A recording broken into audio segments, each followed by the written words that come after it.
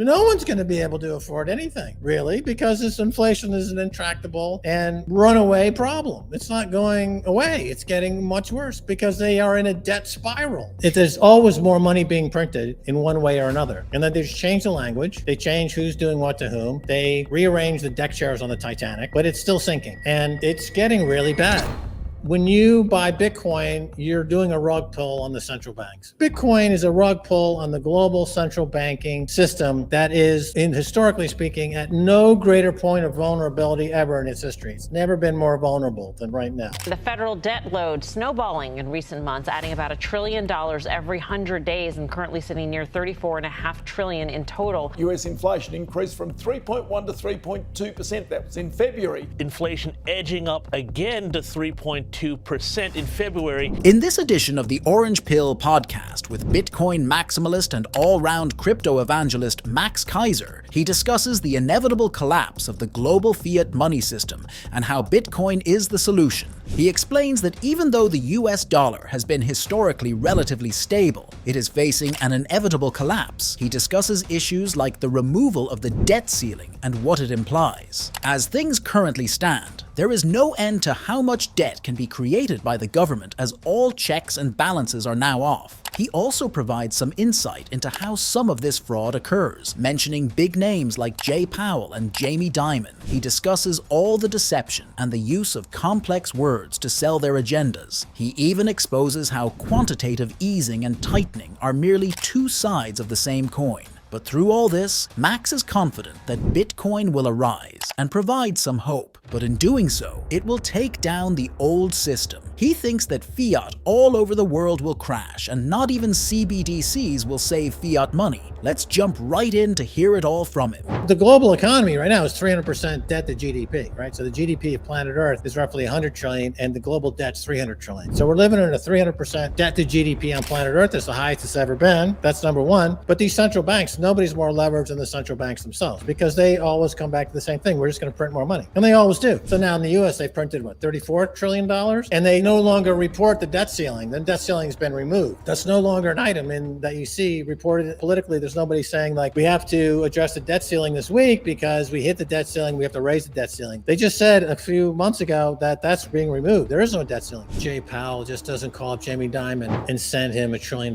That's not how it works. But what they do is they let Jamie borrow an infinite amount of money from the Fed at 2% and allow him to lend it back to the Fed at 3% on the same day. Quantitative easing is actually a fancy name for debt monetization. Debt monetization is you buy the debt, you issue debt and you buy it. So we used to make fun of banana republics like in Central America, like in El Salvador, because these countries would issue debt and then buy their own debt. So there was this debt monetization. So you're the only buyer of your own debt. So how does the value of your currency sustain itself? It doesn't. Your currency collapses. So the United States of America, nobody wants our debt. So we buy our own debt, but we don't call it debt monetization. We call it quantitative easing. And the differentiation that the central bank will say why it's not debt monetization is because they plan to end the scheme someday. See, if it was debt monetization, it would be open-ended. But we plan to end quantitative easing someday. So it's not. It's quantitative easing. So now, recently, they've gone from quantitative easing to quantitative tightening, they say. But they open the spigot to what I just described. You can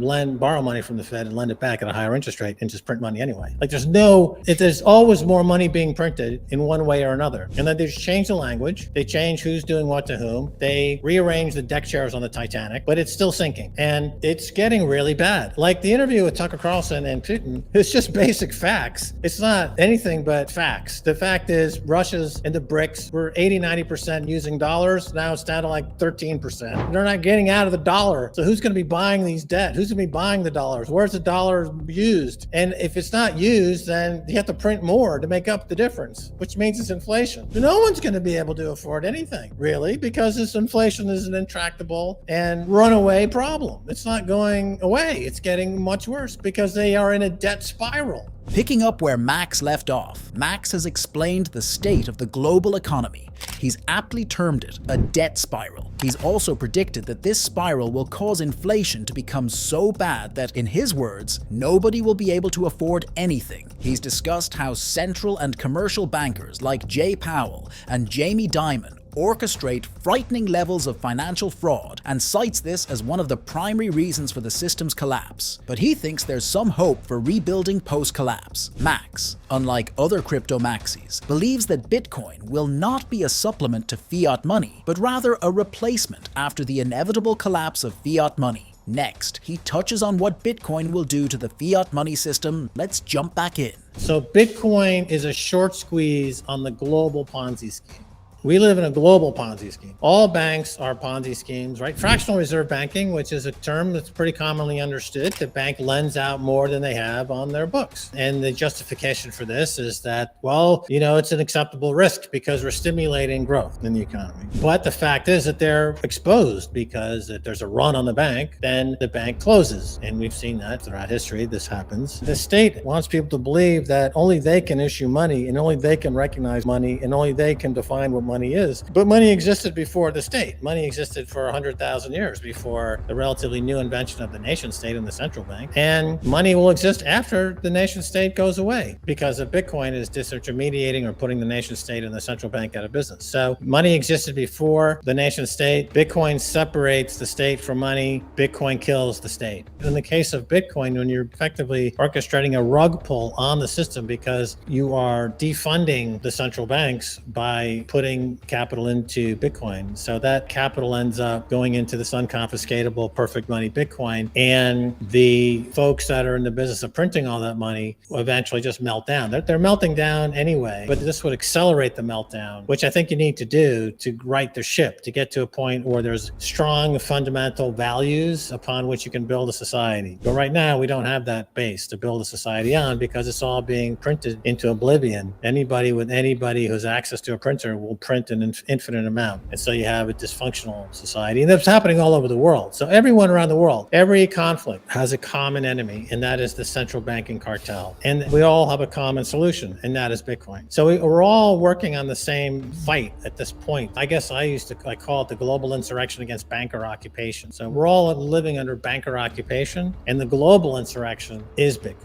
Bitcoin is a rug pull on the global central banking system that is, historically speaking, at no greater point of vulnerability ever in its history. It's never been more vulnerable than right now. It's never less well capitalized than right now. Max's chilling predictions are becoming increasingly likely, with true inflation growing by the day. As evidenced by the inability of people to purchase houses, this trend is expected to exacerbate in the coming months with the announcement of quantitative tightening by the Fed. Max has explained that Bitcoin is the solution to all of these problems. As a non-confiscatable, hard store of value, it's the perfect replacement for the current broken system. But as Max has explained, those currently in charge will not go down without a fight. While Max believes a global collapse and subsequent transition to a Bitcoin financial system are inevitable, he's explained that the current system must break first and people will suffer. He and his co-host joke that even women on OnlyFans who make $200,000 USD a year will struggle to survive in the world that's coming. Talk much less of a minimum wage earner. The telltale signs of this collapse are already forming, with the Bank of Japan that has always historically been the linchpin of the global economy starting to experience insolvency. The facts are incontrovertible, and they suggest that Max is right. Everything will go to zero against Bitcoin.